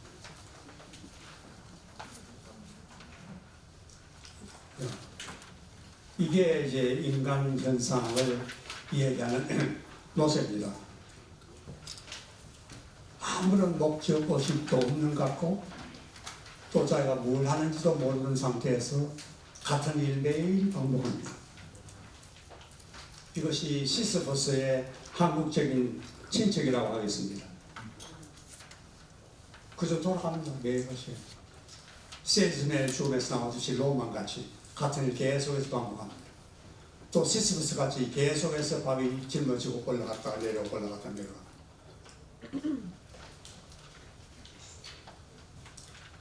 이런 노세 현상을 옛날 셰익스피어가 막벳을 통해서 이런 얘기를 합니다. 적군이 지금 쳐들어오고 있는데 자기 아내가 죽었다는 소식을 접하고 막베스가 내뱉는 소리입니다. 내일 또 내일 또 내일이 기록된 순간의 마지막 순간까지 이토록 하찮은 걸음으로 하루하루 이어간다. 우리의 모든 어제가 불을 밝혀 이 세상 바보들을 먼지 쌓인 죽음의 길로 안내하네. 꺼져라 꺼져. 덧없는 생명의 조건아. 인간은 걸어다니는 그림자일 뿐, 무대 위에서 좀 우쭐대다가 어쩔 수 없이 불안해하는 가련한 배우다. 막이 내리면 더 이상 듣기지도 않고 보이지도 않는다. 인생은 바보같이 그린 이야기. 소리와 분노로 차있지만 아무런 의미도 없다. 여기서 그 분노는 그대로 번역이 됐지만 소리라는 것이 뭐 아시는 원어는 이제 사운드인데 이 의미가 다양합니다. 헛소리, 잡소리, 소음, 이런 걸로 구성이 되어 있지 아무 의미가 없다. 이런 것을 노스의 상황을 이제 맥베스가 셰익스피어가 얘기합니다. 그러나 같은 상황을 독일 시대 릴케는 좀 더 이제 고상하게 얘기를 합니다. 이 시입니다. 나는 내 삶을 이것저것 위에 번지며 자르는 원 속에서 살고 있다. 내가 마지막 번에 돌아올 수 있을지 모르나 노력할 것이다. 나는 하나님 주의, 태고의 탑 주위를 맴돌고 있다. 수세기 동안 맴돌고 있다. 그러나 나는 아직 내가 무엇인지 모른다. 매인지 폭풍인지 혹은 위대한 창가인지. 만일 우리의 노세가 이 시를 알고 유사한 생각을 했다라면은 끝은 조금 달라졌을 겁니다. 저 생각은 그러나 나는 내가 무엇인지 아직 모른다 그까지는 좋은데, 끝에는 내가 희비극의 노래인지 맷돌 소리의 분노인지 아니면 위대한 소망인지 아직 모르겠다 이렇게 할 겁니다. 피할 수 없이 또다시 시스퍼스로 돌아옵니다. 매우 중요한 인간의 모양입니다. 인간인지 신인지 모르지만 여기에 나오는 이 시스퍼스는 기계화된 현대인의 아마 노력인 것 같습니다. 같은데 이 그림을 보고 제가 좀 잘못됐다고 생각하는 옆에 있는 독수리는 자연적인 독수리죠. 자연적인 독수리는 기교화된 인간을 먹지 못합니다. 죽어도. 독수리가 기교화됐더라면 그건 합리적인데 비기교화된 자연적인 독수리가 기교화된 인간을 죽은 뒤에 먹겠다고 이렇게 기다리고 있는 그런 모습입니다. 다음 시스버스 좀 봅시다. 보통 시스버스 사진 보면 그저 남자가 밥이 없고 올라가는데 왜 여자는 사람 아닌가? 저 머릿속에 뭐가 있는지 모르겠습니다. 주방일, 남편에 대한 걱정에, 자식 교육에, 사교육에 별별 걱정 다 있겠죠. 그러니까 하나 더 보여주세요. 시스버스입니다. 이게 뭡니까? 이런 인간적은 이게 뭔기요? 카뮤는 시스버스가 언덕 위에서 내려올 때 이제 행복한 표현을 짓고 내려온다고 생각합니다. 이유는 무의미하더라도 성취했잖아. 언덕까지 끌고 갔잖아. 그러나 난 행복하다. 그러나 그것만이 해답은 알 겁니다. 거기에는 항의하는 함성도 있을 것이고 전류하는 통곡도 있을 것이고 여러 가지 형태 또 이런 질문도 있을 겁니다. 제일 걱정되는 것은 이런 비난도 아니고 항의도 아니고 또 이런 뭐라 그럴까 초월하는 수용하는 자세도 아닌 그런 상태, 즉 무정상의 상태, 그것이 제일 두렵습니다. 사실 통곡해도 좋고 해피하게 웃음을 내려와도 좋고 눈물 흘려도 좋고 항의하는 주먹을 쥐도 좋은데 한 가지 안 되는 것은 무정상의 시스버스가 되어서는 안 된다는 거죠. 아무런 없이 그냥 정신의 식물인간이 되고 그냥 반복하는 것은 인간이 할 일은 아니라는 그런 생각을 합니다. 그런 뜻에서 카뮤가 한 걸음 더 나가서 얘기를 했다면 좋았을 텐데 너무 좀 일찍 죽어버렸어요.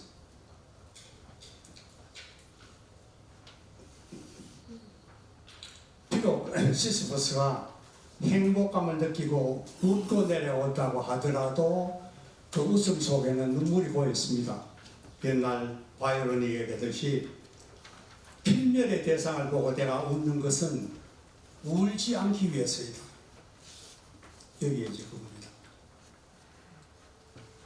울지 않기 위해서 웃는 그런 시스버스가 내려오는데 이 벽의 눈물은 이제 한마디로 정의하면은 비격이 없는 사회, 그러니까 고귀한 인간 가치와 아주 결연하고 장결한 결말을 포함하는 이러한 개념의 벽이 완전히 멸절된 상태에서 현실이 보여줄 수 있는 것은 희비극적인 상황밖에 없죠. 그러나 그런 것까지 포용 수용하고 나서 텅 빈 인간이 보여주는 그런 눈물 없는 눈물이 피부의 눈물이고 그것이 오늘의 주제입니다. 주제고 결론 없습니다. 그렇고 억지로 하나의 결론을 찾는다면은 T.S. 엘리엇의 성당에서의 죽음으로 다시 돌아갑니다. 제일 끝에 가난한 여인들로 구성이 되어 있는 코러스가 하는 참입니다. 주님을 경배하나이다라는 그런 테데움 참인데 그 내용이 이런 뜻이에요. 어두움이 빛의 영광을 선포하고 비록 영원히 거부당한다 해도 이와 같은 땅에서 세상을 영원히 소생시키는 힘이 솟으니 이건 종교적인 해결이죠. 이것이 하나의 방법인데 이 해결책이 말씀드린 무정상의 상태에서 우리를 치유할 수 있을지 그건 또 별도의 문제입니다. 사실 오늘 이 강의 아닌 강의 이 어투를 보면 담론 형식입니다. 앉아가지고 하루 이렇게 앉아가지고 이해하는 그런 형식이니까 이것이 밖으로 내놓을 그런 건 전혀 아니고 숙성되지도 않는 그저 생각이니까 가져가시더라도 딴 사람한테 보이지 마시고 가족들만 한 이야기라 그렇게 생각하시면 됩니다. 하여튼 장시간 허망한 이야기 그렇게 생각합니다.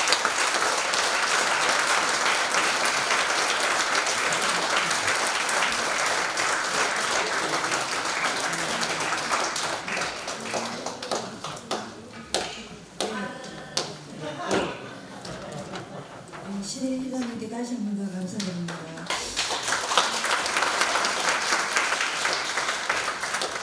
마지막 부분 T.S. 엘리어트의 가난한 여인들로 구성된 코러스 이 태대음 이 찬미가가 또 제가 느끼기에는 또 고대 그리스 시인들로 구성된 그 사티로스 합창단의 노래처럼 들리기도 합니다.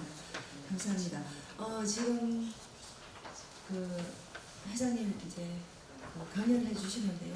질의응답 시간 가지도록 하겠습니다. 질문 있으신 분 손 들고 질문해 주시기 바랍니다.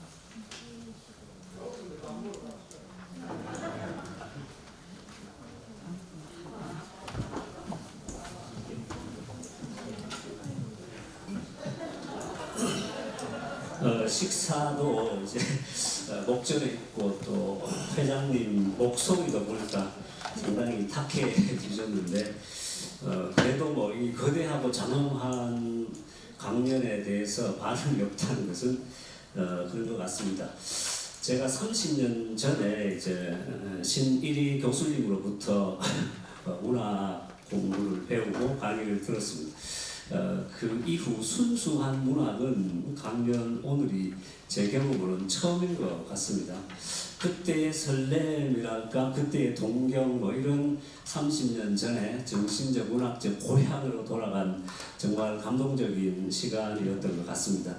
거의 뭐 메소포타미아 신화에서부터 1950년대까지의 20개 넘는 이 방대한 작품을 1시간 10여 분에서 요리를 해주셔서 도대체 뭔지는 잘 모르겠습니다. 그러나 저도 문학도로서 평소에 좀 고민했던 그 비극에 대한 문제 한두 가지를 좀 여쭤보려고 합니다. 마지막에 이제 T.S. 엘리엇 말씀하시면서 좀 종교적인 성향으로 이제 넘어갔습니다만 그리고 아브라함과 예수 T.S. 엘리스, 토마스 베켓 이런 종교적인 캐릭터를 등장시켰습니다만 제가 아는 그 비극론에서는 종교가 개입되는 순간 비극은 사라지는 걸로 왜냐하면 전지전능전선한 어떤 존재가 모든 문제와 빚적인 것을 다 수납해버리고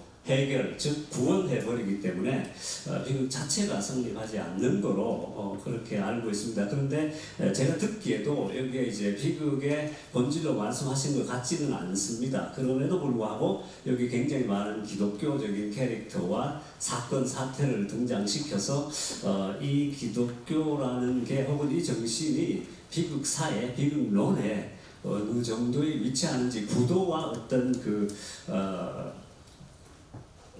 정신은 맞지만 실제 비극의 정점까지 가지는 않는 건지 아니면 오히려 비극 자체를 해결하는 어떤 가능성인지 이런 게 있고요. 그리고 마지막에 그 노쇠를 등장시킨 게 저로서는 너무나 뜬금없고 당혹스러운데 비극이라는 게 정말 고귀하고 아름다운 영웅들의 이야기인데 갑자기 찌질한 인간도 아니고 노쇠로 이렇게 추락시켰던 것 이게 정말 저로서는 굉장히 반전의 기회가 아닌가 싶은데 혹시 이게 이제 요즘 포스트 휴머니즘을 굉장히 논하고 있는데 포스트 휴머니즘의 가장 큰 키워드가 휴머니멀이라고 하더라고요. 인간과 동물을 거의 같은 차원에서 보자. 더 이상 인간이 이제 그런 마무리 영장이 아니라는 이야기를 하는 차원에서 보면 이제 이 동물도 우리 비극 속에 끌어들여야 되나?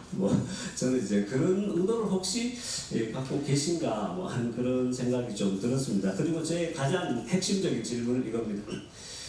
비극의 조건이 뭐냐 이야기인데 존재 역설 초인적인 혹은 신적인 에너지를 말씀하시고 거기에 인간의 이런 부딪혔습니다. 근데 우리가 보통 우리 같은 일반 사람들은 비극은 결국 사는 것은 눈물의 골짜기고 한숨과 고통이 있는데 이거를 반영하는 것이 결국 비극이 아닌가 이렇게 볼 때 왜 20세기 중반 이후 비극이 종말이 이루어지고 더 이상 비극이 등장하지 않는, 다시 말하면 삶의 조건, 메소포타미아 지금이나 여전히 고통스럽고 눈물이고 한숨의 골짜기인데 왜 비극의 양식이나 아니면 비극이 소위 말해서 종말을 선언하게 되었는가? 다르게 말하면 비극의 미래는 없는가?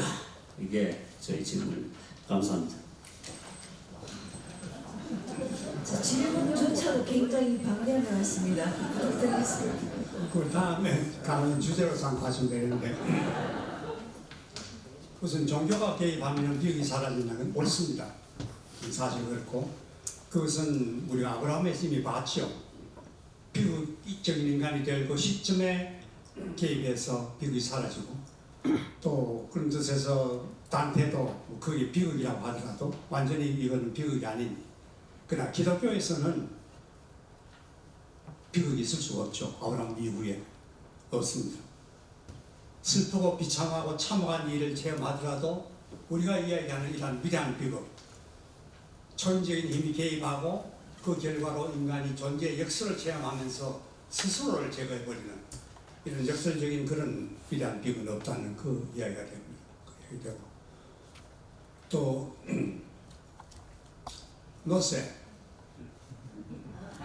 노새를 우상화시키는 것이 아니고 비극이 끝났다고 생각한 그 시점에, 그러니까 고전적인 위대한 비극이 끝나고 현대 서민적인 그 비애극으로 들어오는 그 시점에 비극이 끝났다고 생각한 감유가 등장시킨 것이 시스푸스 아닙니까? 시스푸스 우리하고는 굉장히 생소한 개념입니다.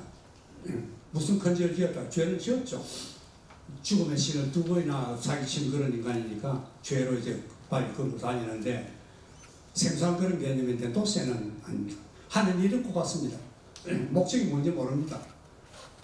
뭐 차이는 시스푸스는 자기가 무슨 죄를 지었기 때문에 이런 벌을 받는다 했지만은 수긍하지 않죠. 그런 죄를 가지고 이런 벌을 받아 자기가 수용할 수 없습니다. 네. 그런 뜻에서도 저는 감유가 행복하다 이거는 아니라고 생각합니다. 노새를 등장시킨 것은 역시 특별한 목적 없이 또 의식 없이 노력의 결과에 대한 음미함 없이 그냥 계속 반복하는 이 시스푸스의 생애를 그냥 무의식적인 의식 없이 하는 이유고, 또 언급한 이유, 주된 이유 중에 하나가 모르긴 해도 노새는 아마 무정상의 상태에서 돌아간 겁니다. 정말 정신적인 식물인간 되었대요. 거기에 반해서 시스푸스는 아니죠. 한국적인 시스푸스를 이렇게 표현할 수 있겠다는 건데, 말씀드린 대로 우리가 이런 대로 빠져서는 정신적인 식물인간, 무정상의 시스푸스가 되어서는 안 된다는 그런 뜻으로 얘기한 것이고, 또 비극이 이제 더 이상 존재하지 않는다. 물론 있습니다. 아주 비참한 그런 상황. 여기 뭐 히틀러도 있고 스탈린도 있고 김정은도 있고 또 누구 있습니까? 다 있지만은 그거는 상황적인 현상이고 존재론적인 상황은 아닙니다. 존재론적인 상황이면 모든 인간에게 다 공이 적용돼야 되겠죠. 그건 아니거든요. 시대적이고 상황적인 상황, 비참한 현실, 역사적인 현실이지 비극적인 것은 아닙니다. 우리가 적어도 이용하는 그런 용어에서 이런 것은 아니고, 앞으로도 이러한 위대한 비극이라는 것은 제3의 존재, 초인적인 신적인 존재가 개입하고 그 개입함으로써 인간이 달리 어찌할 수 없는 길을 가면서 결국은 존재의 역설에 부딪히는 이런 비극은 앞으로도 있을 수 없죠. 더더구나 초인적인 힘이 없습니다. 이제는 또 그런 힘이 나타나면 그 비극이 아닙니다. TSL 절대로. 앞으로 그런 유형의 비극은 나올 수가 없고 비애극은 한없이 나올 겁니다. 비참극도 한없이 나올 거고. 예. 그런 건 저 좀 생각해봐. 다음에 우리 이경규 선생님 발표해 주시면 좋겠습니다. 저기 계시군. 예, 다음 질문 없습니까? 예, 제가 무슨 말씀입니까? 네, 회장님 오늘 격조도 없고 감동적인 강연의 경의를 표해드립니다. 저는 뭐 일반적으로 잘 모릅니다만은 제가 약간 읽어본 책에서는 그 비극이라는 것이 우리가 인간이 알기에는 그리스의 비극에 기초를 두고 있다 그러고 그전에는 호메로스가 있었고 체프린이 그런 이야기를 했죠. 우리 인생은 가까이서 보면 비극이지만 멀리서 보면 희극이다. 그러니까 희극이 뭐냐, 비극이 뭐냐가 우리 인간이 파악하기 어려운 문제 같고 그 예로 비극이라는 말 자체가 우리 흔히 칼국수에는 칼이 없다 그런 농담을 합니다만은 비극이라는 그 원어를 보게 되면은 트라고이디아 번역하면은 염소의 노래입니다. 근데 비극이라는 것이 우리 인간에게 그야말로 슬픈 것이 아니다. 우리 인생 자체를 과연 비극을 이야기하지만 비극이 뭔지를 잘 모르는 것이 우리 인간이다. 그래서 그리스 사람들이 비극의 정의를 염소의 노래다. 아직 잘 모른다. 괴상한 것이다. 그렇게 이야기를 했는 것 같습니다. 그래서 이제 이 비극은 사실 우리 인간에게 주어진 큰 선물인지도 모릅니다. 그래서 계속 이 비극이 우리 인간에게 문제가 될 것이고 문학작품이나 예술작품으로 계속 승화돼가는 그런 과정이 있지 아직도 비극이 결론이 나는 것도 아니고 우리가 비극이 뭐다고 정의를 내릴 수도 없는 그런 상황이 있지 않나 이런 생각을 해봤습니다. 감사합니다.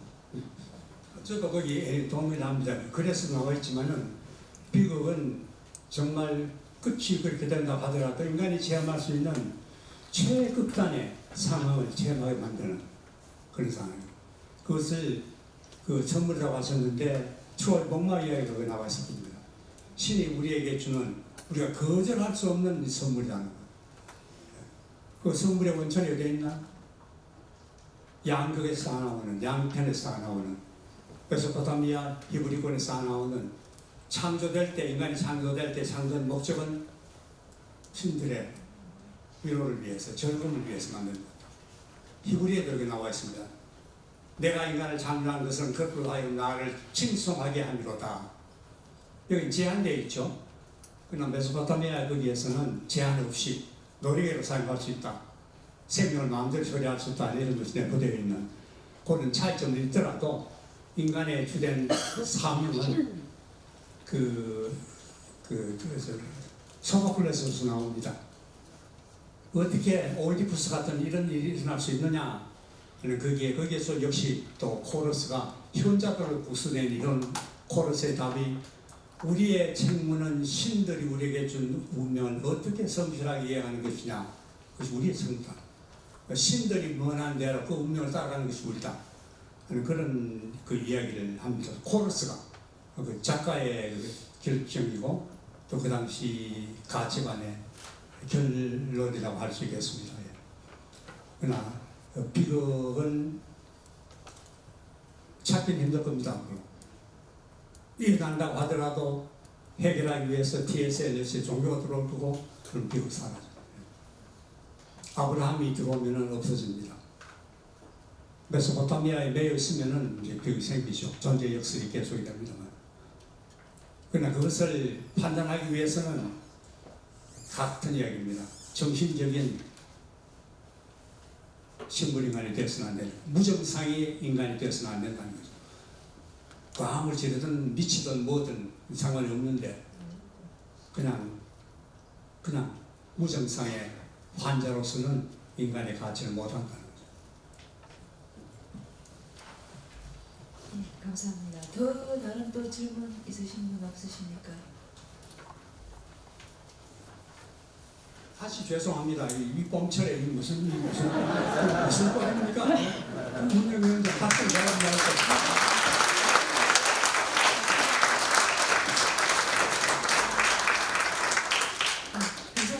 오히려 이 봄철에 이 무슨 비극의 눈물이냐고 회장님이 그런 말씀해 주시는데 오히려 이 봄철이기 때문에 비극의 눈물을 좀 더 미학적으로 얘기할 수 있었던 것 같습니다.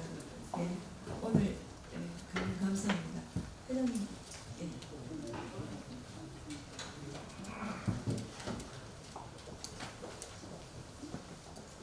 회장님 감사드립니다. 강조해 주신 말씀, 정신의 식물인간 상태가 되어서는 안 되겠다라고 하는 것을 잘 못 알아듣는 것 같으니까 여러 차례 여러 국면에서 반복해 주신 것 같은데 이걸 잊지 말았으면 좋겠습니다. 요즘 유행하는 챗 GPT한테 신리 회장님의 비극의 눈물이 뭐냐라고 한번 물어보십시오. 답변이 어떻게 나올지 아마 해괴한 답변을 내놓을 것 같은데 결국 기계는 인간 정신의 문제를 적어도 아직까지는 그리고 제가 생각하기엔 앞으로도 해결하지 못할 것이다라고 생각이 듭니다. 그런 의미에서 아카데미아 구마나의 이 모임과 생각이 굉장히 가치가 있다고 다시 한번 확인할 수 있겠습니다. 광고 말씀드리겠습니다. 다음 83회 강연회는 4월 15일에 열리고 말씀드린 바와 같이 103세 철학자인 김형석 교수님께서 강연해 주시겠습니다. 강연이 끝난 뒤에 의양관 교직원 식당에서 저녁 식사가 준비되어 있습니다. 아무리 시장하시더라도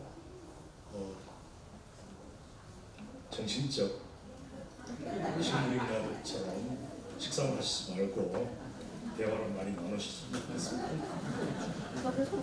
그리고 운영위원들에게 공지한 바와 같이 6시 30분에 카페 사월에서 운영위원회가 모이니까 시간 맞춰서 오시면 좋겠습니다. 그럼 오늘 순서를 이것으로 모두 마치겠습니다. 감사합니다.